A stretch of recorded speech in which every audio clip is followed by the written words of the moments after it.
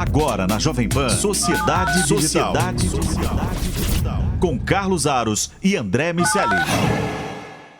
Sociedade Digital no ar, a ponte aérea mais tecnológica do seu rádio e também da internet, para você que está nos acompanhando por imagens no Jovem Pan News, canal da Jovem Pan no YouTube, ou pelo Panflix. Nós vamos juntos nessa próxima meia hora falando sobre segurança da informação, proteção de dados e o que nós, meros mortais, podemos fazer em caso de vazamento dessas informações. Enfim, os riscos que estão envolvidos nesse processo. Afinal de contas, a gente teve aí, ao longo dos últimos dias, alguns episódios em que as informações dos cidadãos estiveram vulneráveis. E isso, claro, levanta um debate importante sobre a cautela, sobre o investimento em segurança e como está sendo conduzido o processo de gestão e proteção desses dados por quem detém essas informações. Tudo isso à luz da Lei Geral de Proteção de Dados, que já está em vigor, e de uma série de outros instrumentos, a gente vai falar sobre eles, claro, que resguardam o direito dos cidadãos à privacidade e à proteção dos dados.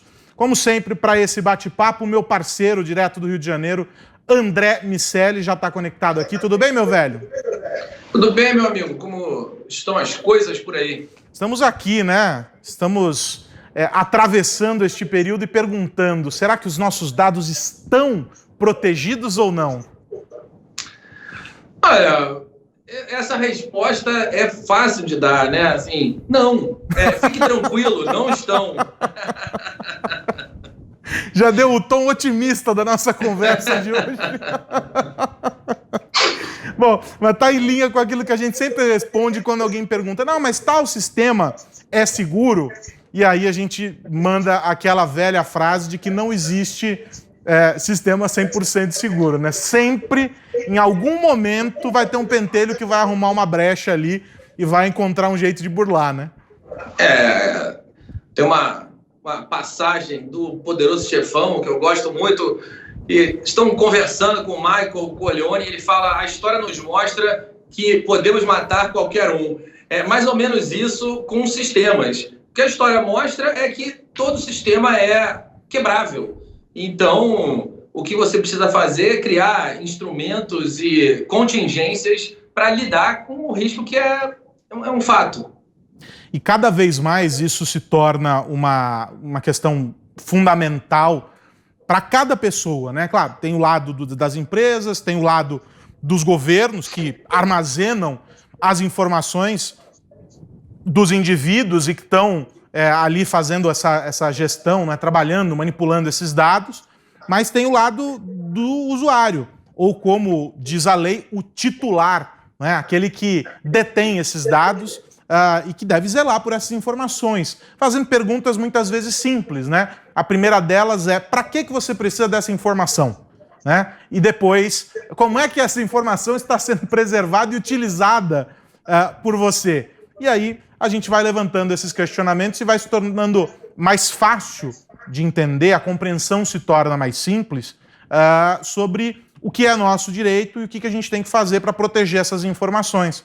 A gente sai preenchendo cadastro, dando informação de graça, isso tem um valor, isso é importantíssimo de ser observado, né? Não só em situações como essas que a gente vai comentar aqui, mas em todas as situações que envolvem essa troca, né, dessa moeda tão abstrata que é o dado, a informação pessoal, e que tem um valor gigantesco, mas a gente passa batido, a gente entrega de mão beijada.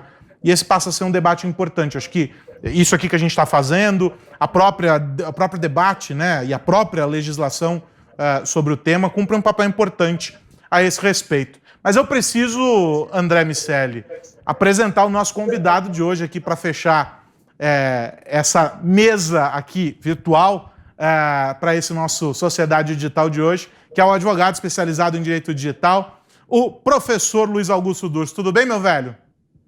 Carlos Aros, André Miceli, sempre uma honra gigantesca estar com vocês, dois nomes tão importantes e expoentes em questão de tecnologia, em questão de digital. Eu gostei da sinceridade do Miceli, de fato não há segurança, mas é sempre uma honra, obrigado pelo convite. E aí eu fico pensando que a gente tem que começar esse papo sobre os temas que acabaram chamando a atenção das pessoas, e depois a gente chega numa parte mais didática. Vamos primeiro tratar de maneira geral aqui sobre o ocorrido. A informação de que houve um vazamento de senhas de sistemas eletrônicos do Ministério da Saúde e que milhões de brasileiros, estima-se aí algo em torno de 16 milhões de brasileiros, que se submeteram a testes para a Covid-19, que estavam dentro desse banco de dados, tiveram informações tais como CPF, endereço, telefone, um histórico de doenças pré-existentes. Tudo isso foi vazado. A imprensa noticiou essas informações e aí, claro, tem as manifestações do Ministério a respeito, os hospitais envolvidos e etc. A minha pergunta para você é a seguinte, Luiz Augusto Durso. À luz da Lei Geral de Proteção de Dados, se nós estivéssemos com as sanções, com as punições valendo, o Ministério da Saúde estava encrencado, não estava não? Em tese, estaria bastante encrencado. Primeiro, pela quantidade de dados vazados, então muitos usuários, muitos pacientes. Segundo, que o dado pessoal de saúde é dado pessoal sensível à luz da LGPD. Então tem, de fato, uma relevância maior. E, para sorte ou para azar dos usuários, as sanções da Autoridade Nacional de Proteção de Dados foram adiadas. Então, por causa de uma medida jurídica, legislativa, durante a pandemia, nós conseguimos adiar as punições. Isso pode parecer hoje péssimo, mas a época da pandemia parecia ser uma solução, porque tentou também se adiar a entrada em vigor da lei. Então, nós temos a LGPD em vigor, mas as punições ficaram para o ano que vem. Mas isso não significa, Aros, André, que o paciente aí está desprotegido. Então, o Ministério da Saúde tem que comprovar, para não ter responsabilidade extra, o que seria administrativo pela ANPD, né, pela Autoridade Nacional, então outras sanções pelo Ministério Público, pelo PROCON, até por ações de indenização, eles têm que provar que armazenaram com segurança e que isso foi um incidente inesperado, um caso fortuito, porque se demonstrar de alguma forma em investigação que houve falha humana, falha do TI, eles podem ser responsabilizados em outras instâncias, não só pela NPD, que ficaria para o ano que vem. E aí é interessante só fazer o complemento a essa história, André, antes de ouvir você, que o vazamento desses dados ocorreu pela ação de alguém fora do Ministério da Saúde, uma pessoa que trabalhava no Hospital Albert Einstein, parceiro, portanto, do Ministério da Saúde, né, assim como tantos outros hospitais, com acesso a esse banco de dados, e esse profissional, essa pessoa, tornou pública a lista com os acessos e publicou numa plataforma também conhecida, né, de quem está no mundo digital, o GitHub, e deu acesso a essas informações. O que mostra, né, André, cada vez mais a necessidade, e aí, claro, o governo aqui é o caso em tela por causa do ocorrido com o Ministério da Saúde, mas tem várias empresas que já foram vítimas de cenários parecidos, a necessidade de entender que a proteção de dados e que o tratamento a essas informações não passa única e exclusivamente por aquilo que você faz dentro de casa, mas entender quais são as suas interfaces, quem são esses parceiros e que protocolos eles têm também em conformidade com as suas políticas de segurança, porque senão não adianta você construir um castelo e dar a chave da fortaleza para o inimigo, né? Pois é, Aros, a gente já falou sobre essa questão da glamorização do hacker e do cybercriminoso.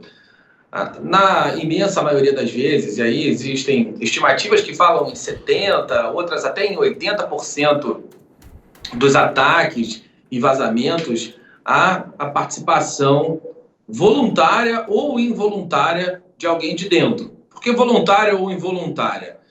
Ou alguém toma deliberadamente a decisão de vazar esses dados, de expor os dados da empresa para que alguém pegue ou para que alguém leia, consuma essa informação diretamente, ou porque alguém clica num e-mail, numa mensagem, ou executa uma determinada tarefa, instala um software de uma forma desavisada e, através dessa ação, ou seja, sem saber que vai acabar expondo os dados da empresa, termina por fazer isso. Então, voluntária ou involuntariamente, um percentual que gira em torno de 70% a 80% dos casos tem a participação de pessoas das próprias empresas.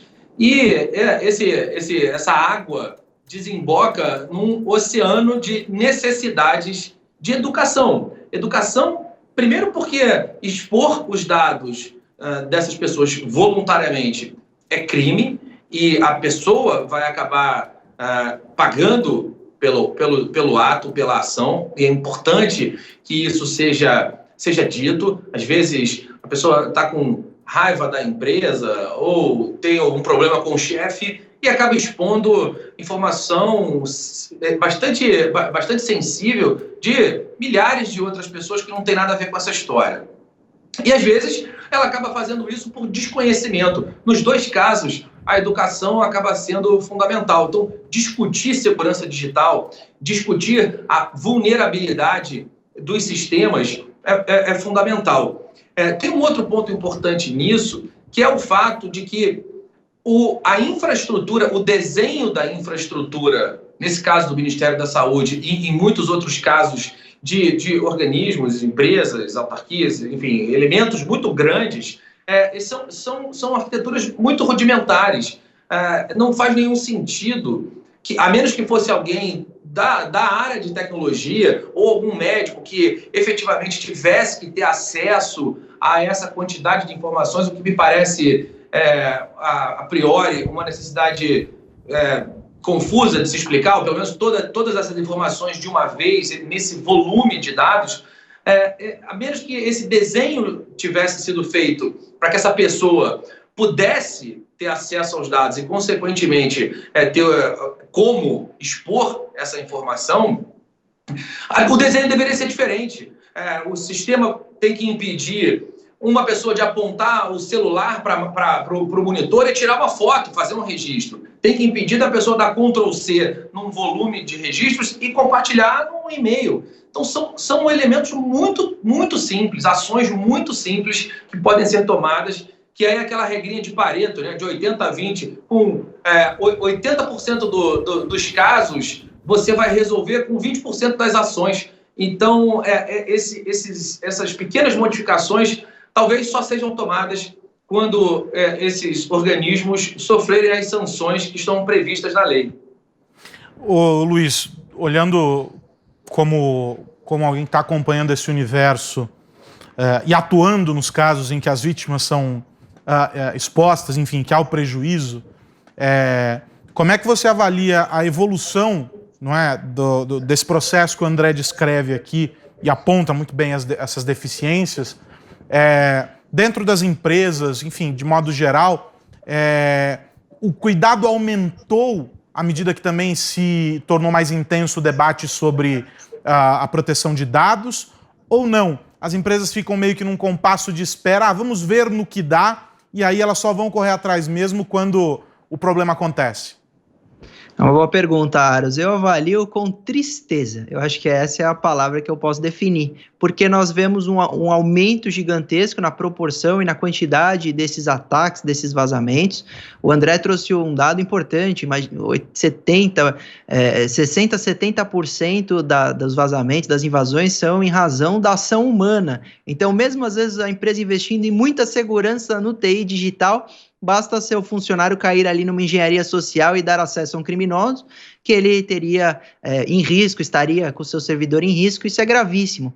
E eu vejo com tristeza porque olha como a legislação ela é fraca. Eu preciso fazer uma crítica à nossa legislação. O André bem lembrou que é crime esse vazamento. Então o funcionário está com raiva, pega uma parte do banco de dados e vaza. Está lá no artigo 154 do Código Penal, violação de sigilo e segredo profissional. Então, esse indivíduo que vaza essa informação, de fato, comete crime. Mas sabe qual é a pena, André e Aros? A pena é de 3 meses a 1 ano de detenção. É muito leve, é risória, é ridícula, sendo muito sincero. Pena de 3 meses para esse indivíduo que vaza essa informação. E aí, respondendo a sua pergunta, Aros, em razão dessas punições serem tão frágeis, e aí o artigo 154A, que é o próximo da violação de segredo profissional, que é o de invasão de dispositivo informático, que é o crime de invadir máquinas, sistemas, etc., traz a mesma pena de 3 meses a 1 ano. Então você percebe que a legislação não trata com a seriedade que deveria tratar esses atos gravíssimos e criminosos. E aí, a reação e o reflexo disso é o que a gente acompanha. Um aumento na criminalidade virtual, um aumento nesses vazamentos e pouco faz as empresas. Respondendo a sua pergunta, Aros, eu não vejo muita evolução, até porque basta ver o que aconteceu com a LGPD. A LGPD foi aprovada em 2018, tinha expectativa de entrar em vigor antes da pandemia em agosto de 2020. Aconteceu a pandemia, eles tentaram adiar e ela entrou um pouquinho depois, mas já entrou em vigor ainda em 2020. E sabe qual era a porcentagem de empresas que tinham, de fato, aplicado a adequação, estavam em conformidade com a lei? Uma estimativa de 30% das empresas. Então, você percebe que a empresa no Brasil ainda ela é muito imatura, ela é muito inocente de não perceber a necessidade de investimento. E quando a gente olha as empresas do Vale do Silício e essas empresas gigantescas, você percebe que elas já têm programa de bug bounty. Então, elas estimulam o mundo inteiro a testar o servidor e o sistema deles, e quem conseguir hackear ganha dinheiro, é remunerado, para mostrar o nível de maturidade e de segurança dessas empresas. Eles estão estimulando para que o mundo inteiro as testem, para também, claro, melhorar seus sistemas. E no Brasil a gente engatinha nessa situação, eu acompanho com tristeza. Claro que tem as exceções, empresas sérias que estão investindo, mas não é a regra, é a exceção. E aí isso coloca, né, sobre os ombros do consumidor um peso que ele não deveria carregar, né? Uma responsabilidade grande de cuidados que ele precisa ter, que se ele tivesse o respaldo do outro lado com maior transparência sobre como as empresas estão atuando, isso não precisaria acontecer. Mas não são só as empresas, não é só o setor privado, né? A gente tem situações em que o legado é tão grande, e vamos pensar no governo, com uma estrutura arcaica, em uma série de fatores, e a gente fica feliz, né, André, quando a gente traz aqui, por exemplo, o secretário de Governo Digital, e ele conta para nós as evoluções, e aí talvez as pessoas olhem e falem, nossa, mas é só isso? Cara, peraí, é só isso dentro de um intervalo muito curto de tempo, né? O trabalho que o Ministério da Economia vem fazendo nessa área, né, de digitalização de serviços, eliminando burocracias, né, aquela história de 50 mil vias para um processo digitalizado, com mais controle, com mais autonomia tanto para o consumidor, quanto para o cidadão, quanto para quem está ali no órgão público trabalhar, é um salto gigantesco. Mas a gente sabe que o legado é gigante. O André estava descrevendo essa história, e eu me lembro que até poucos anos atrás, o governo Dilma ainda, houve um problema com vazamento de informações, e aí descobriu-se que os serviços de e-mail do Palácio do Planalto à época eram fornecidos por uma empresa norte-americana, né? Os serviços eles eram terceirizados, ou seja, não tinha uma estrutura proprietária fechada do governo para lidar com e-mails que eu acho que falta até classificação para dizer o nível de sigiloso daquela comunicação. Então, poxa, tem coisas que a gente deixa passar achando que são bobagens, e não são. E é muito disso, desse legado, dessa necessidade de investimento. A gente está muito distante de viver um cenário, é quase utopia dizer que a gente vai viver a Estônia um dia, André Miceli. Essa é uma boa pergunta, Carlos Aros, mais recheada de desejo do que de realidade, prognóstico, né? Real, né? A Estônia é uma referência para tudo que se fala em governo digital. O Luiz Felipe Monteiro tem realmente feito um bom trabalho, tem trocado com muitos outros governos, e esse benchmark, o processo inteiro de benchmarking é muito saudável, e acho que ele tem conseguido priorizar de maneira muito inteligente aquilo que tem entregue para o cidadão brasileiro. Mas, olhar especificamente o caso da Estônia, que foi o que você levantou, foi um processo construído dessa maneira. Um país que é mais jovem, com independência, né? O processo de construção dos sistemas, do modelo de integração, do conceito de governo digital é muito diferente do que o que a gente encontra aqui no Brasil, que é produto primeiro, de governos que se alternam com filosofias diferentes e cada momento a gente caminha para uma direção e normalmente essas direções são diametralmente opostas umas das outras, o que faz com que seja difícil pensar naquele processo de tecnologia incremental que vai, de fato, amadurecendo tanto os métodos de uso da tecnologia quanto a tecnologia propriamente dita. A gente foi ali descartando e adotando novas soluções à medida que a gente foi alternando de governo. Isso significa dar sempre alguns passos para trás.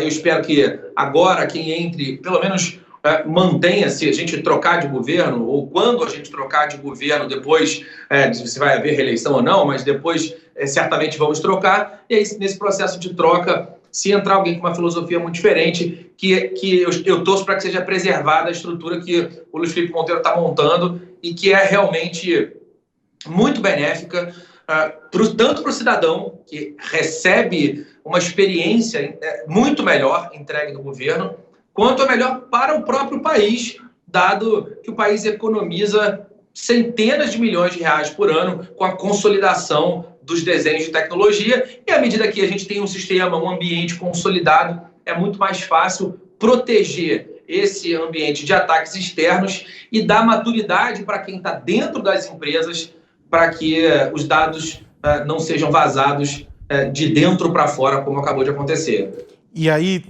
pegando carona nisso que você está dizendo e levando para um outro tópico, já que a gente está vivendo esse período eleitoral também, a gente também precisa amadurecer em vários aspectos sobre como nós lidamos com a questão segurança, mas não só sob a ótica do vazamento de dados, entendendo que o objetivo do criminoso, em última instância, vai ser pegar aquelas informações e fazer dinheiro com elas, né? Ou pelo sequestro, ou porque está vendendo aquele banco de dados para alguém. Mas ele pode ter outros objetivos e a gente precisa estar atento a isso. O Brasil caminhou com uma política de segurança cibernética, um plano, as estratégias todas definidas, e o plano está lá no papel, mas a execução dele precisa avançar e caminhar junto de um amadurecimento do todo da sociedade. A gente assistiu, por exemplo, o TSE às voltas com um ataque hacker, cujo objetivo não era roubo dos dados dos eleitores, né? Era simplesmente desestabilizar o sistema. Foi um ataque de DDoR, né? Para você sobrecarregar lá o serviço de acessos do TSE. Ou seja, é preciso um amadurecimento, entender como lidar com essas questões e entender que segurança é investimento constante em formação das equipes, investimento em planejamento e investimento em equipamento, investimento em tecnologia. E a gente sempre tem que perceber que muito provavelmente vai estar sempre atrás do hacker. E essas histórias, elas mostram cada vez mais isso pra gente, né, Luiz? E essa história de fomentar tecnologia, fomentar o estudo e investimento, é também a gente valorizar os pesquisadores, né? Nós usamos hacker comumente, mas os criminosos seriam os crackers e os hackers seriam esses pesquisadores do bem que fariam testes e entregariam para as empresas e para o governo. Então, se a gente fomentar esse mercado, valorizar os pesquisadores, estimular a juventude. Teve uma notícia recente, um menino de 14 anos achou uma falha gravíssima dentro do Instagram e foi remunerado em $25 mil.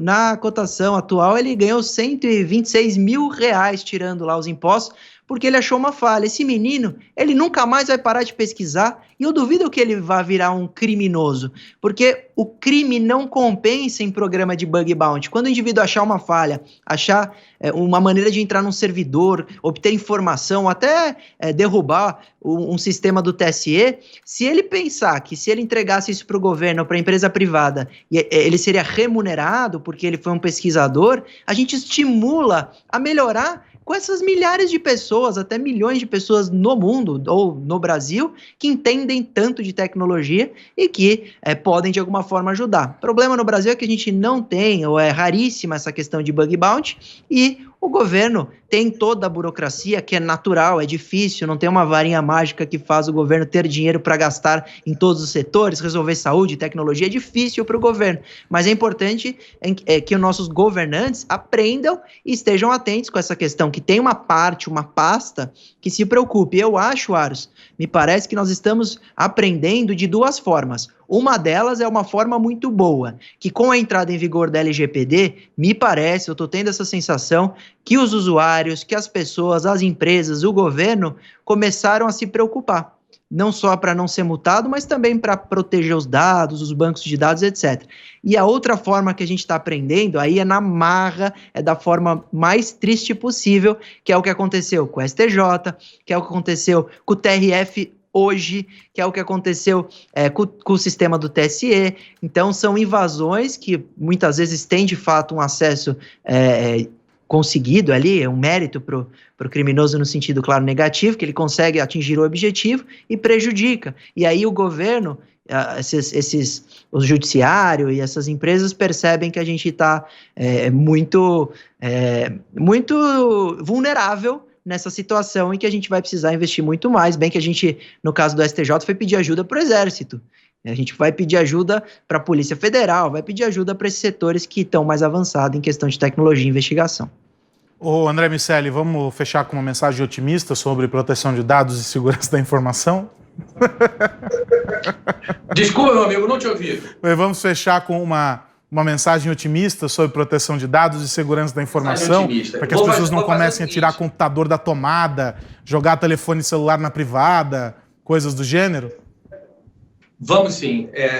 Primeiro, uma observação. Eu concordo demais com o que o Dulcio acabou de falar sobre a visão do economicamente viável associado ao crime. Se for um mau negócio, as pessoas não vão fazer. Se for um bom negócio, encontrar essas falhas e compartilhar com as empresas, as pessoas vão seguir por esse caminho. Para as empresas, é muito mais barato lidar com a comunidade nesse formato do que pagar o preço de eventuais vazamentos. É claro que isso pode criar aquele comportamento meio mafioso, né? Eu te pago para você me proteger de você mesmo. Então, isso é sempre um perigo, mas, de uma maneira geral, os modelos de inteligência coletiva que usam recursos para ter serviços da massa, de uma grande comunidade, nesse caso, grande comunidade de programadores e pessoas que estão associadas à infraestrutura e segurança, faz muito sentido. Agora, partindo do princípio que as pessoas querem mais fazer o bem do que fazer o mal, a educação passa a ser um investimento extremamente inteligente também. Então, a mensagem otimista se as empresas criarem estruturas inteligentes de lidar com a comunidade de cibersegurança e educarem os seus funcionários, colaboradores e o seu ecossistema de pessoas que estão envolvidas com as informações, para que eles entendam que não é um bom negócio fazer isso, a gente vai ter uma redução muito significativa.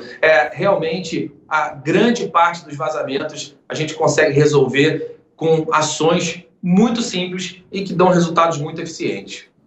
É por isso que um dos grandes desafios para a construção de uma sociedade mais digital é trazer o digital para o contexto mais básico da rotina das pessoas. Isso começa por formar cabeças que pensam digitalmente, né? A gente teve uma mudança drástica nesse ano com o ensino remoto, mas que, tristemente, na maior parte, ou talvez na maioria esmagadora dos casos, vamos dizer assim, replicou um modelo analógico numa interface digital. Ou seja, a gente continuou estudando como se estuda na escolinha, lá presencialmente, só que usando uma tela entre o professor e o aluno.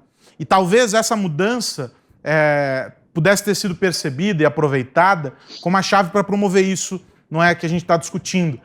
trazer o digital para esse contexto e a gente ter, junto da formação básica, que é absolutamente necessária, outros instrumentos, entre eles programação, entre eles a proteção de dados e, enfim, outros itens que compõem a cesta básica do cidadão digital e que são deixados de lado.